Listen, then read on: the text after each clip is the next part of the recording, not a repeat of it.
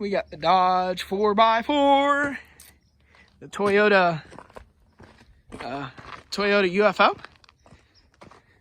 Tanner and I bought another truck, okay? Hey Mom, look, the boys are back in town. It's because of that engine in there that y'all saw a couple weeks ago getting rebuilt, getting torn down. We went and bought another truck. Our plans, obviously get it un-UFO'd and put some tires on it.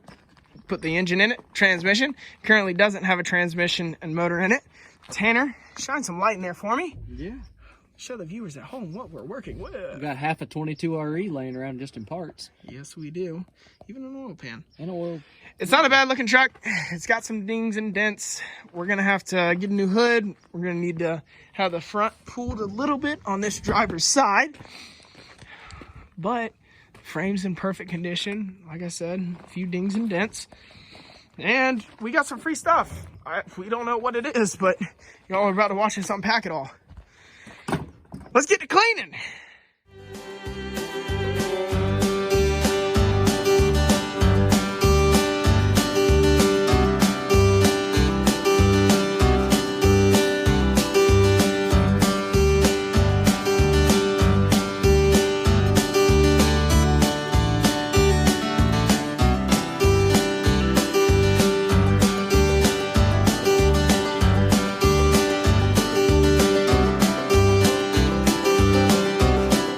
Parts, we got plenty. And we're not using the door. So we are going to vacuum it out. Of course, it's still in the trailer. Look at that bed. Yes, Tanner? That's going in the rear view mirror. You rang?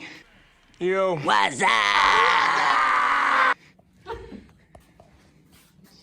This isn't a bad truck. Not a bad truck at all.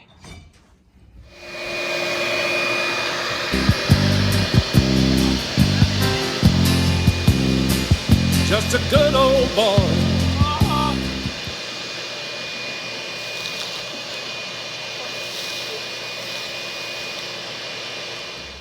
Tanner, what are you doing down in here? Pulling off a hub. So we are at a local junkyard pulling off a hub.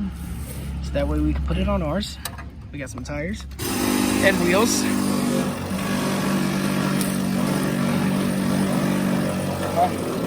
Okay, we're gonna go ahead and get this pulled and get back to the shop. First, we're gonna get some breakfast though.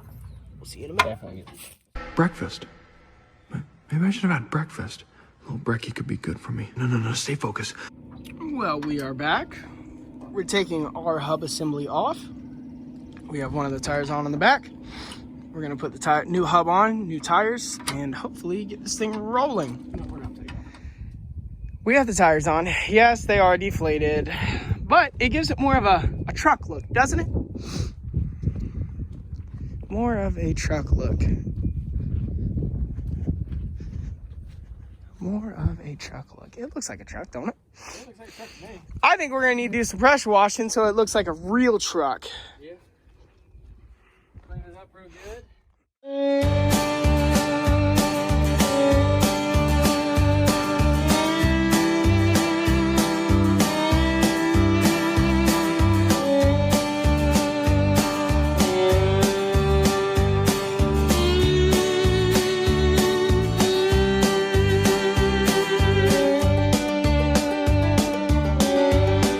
All right, the truck is nice and clean. We got it pressure washed. And now we're gonna do some fun stuff.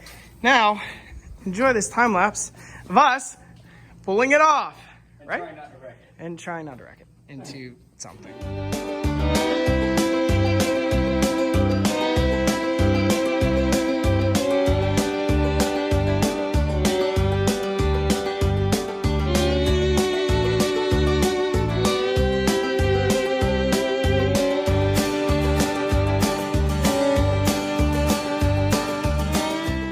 It's a cute little truck in the shop. It's a cute little truck in the shop. So I'm gonna pressure wash Shag's trailer off because he's awesome and he let us use it. It's right there. We're gonna try to set the motor down in there and see motor mounts, what's going on with those. And Tanner is going to clean up some of the AC stuff because this truck is not going to have AC Or power steering. or power steering. But It turns great without it. we're gonna clean it up and get ready for the engine. All right, guys. So like Alex said, I'm gonna be pulling the AC off of it because we're not gonna need it. Condensers, evaporators, pumps, and all these lines. Figure out how to plug the heater core lines and go from there.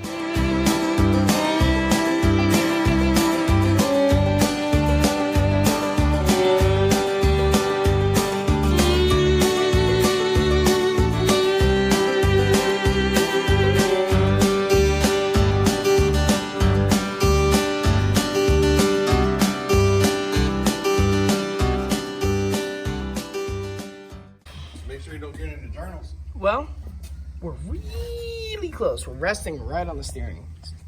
So we popped the steering stabilization out because we thought that's where the issue was, but we're real close. So a lot of people do the oil pan conversion. They do a T100 two-wheel drive, and we may have to get one of those. Actually, it fits pretty good. I'm not gonna lie.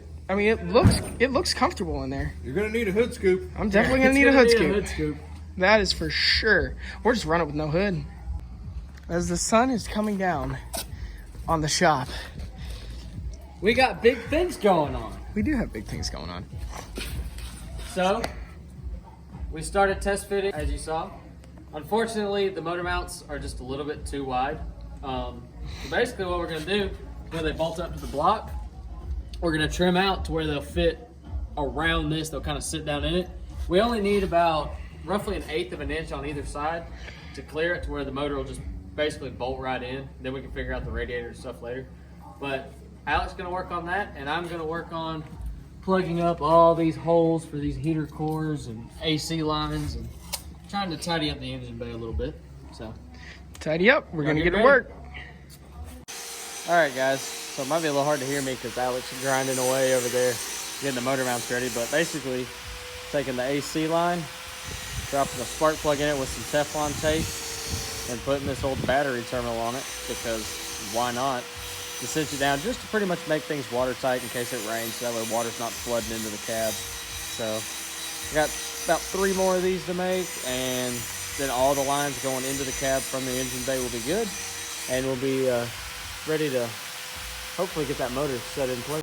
Hey guys, we're doing a little check-in of our motor mount. Let me flip you all around. So, we've skipped a lot of stuff. We have been working on this for hours on end. You can see our motor mount in the back there.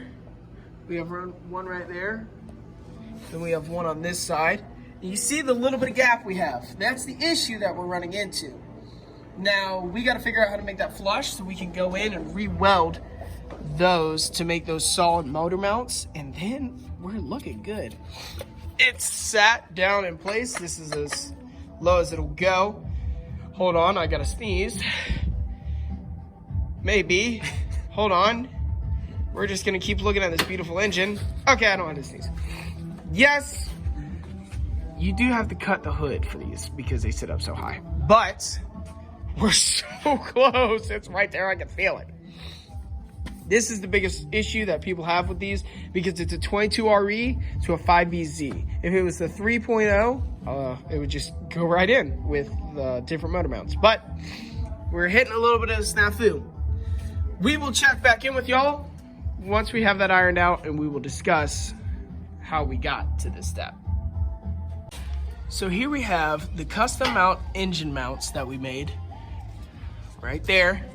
Comparing that to the 5VZ engine mount right here. So what we've done is we've essentially just taken all the rubber off, taken this, grinded it down a little bit to make it fit on that, taken this piece out completely, and welded this straight to this plate. So we will be dropping it in and hopefully getting all settled in. Now with the good motor mounts in, Tanner's gonna have some fun in the engine bay cleaning it up. Unfortunately, we found a massive splice in our wiring harness. So I'm gonna have to cut all those, resolder them, and heat shrink them back up so that way we can have a nice running truck. We're gonna get into that. Ugh.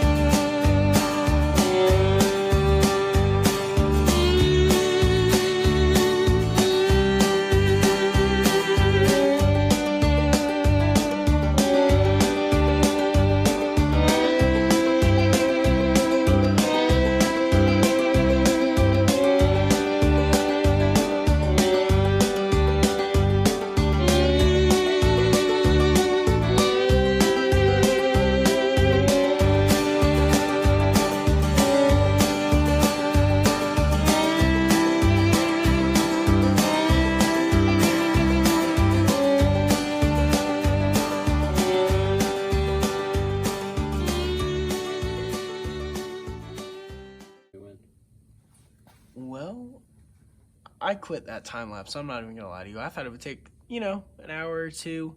Here we are 4 hours later and I'm still not finished with that. But, grand scheme of things, We got a lot of stuff done. we really did. So, we got the frame painted. That was a big thing. Got everything cleaned up in the engine bay. We got some parts put back on the engine. We did. We found out some good news though. So, this harness right here runs to the alternator. Good news is, this plug from the 22RE fits perfectly into the alternator for the 5EZ. So we're not gonna have any issues with the alternator. We just gotta splice it into the ground. We gotta look at reworking the steering. If we rework the steering, we can use the factory oil pan, hopefully, in this build. We're not sure about that yet. It's something we gotta do a lot of research on, but we got a lot of dents pulled today. We got a lot of work done on the motor. We got a lot of work done on the truck, so. That we did. On to the next day. On to the next day.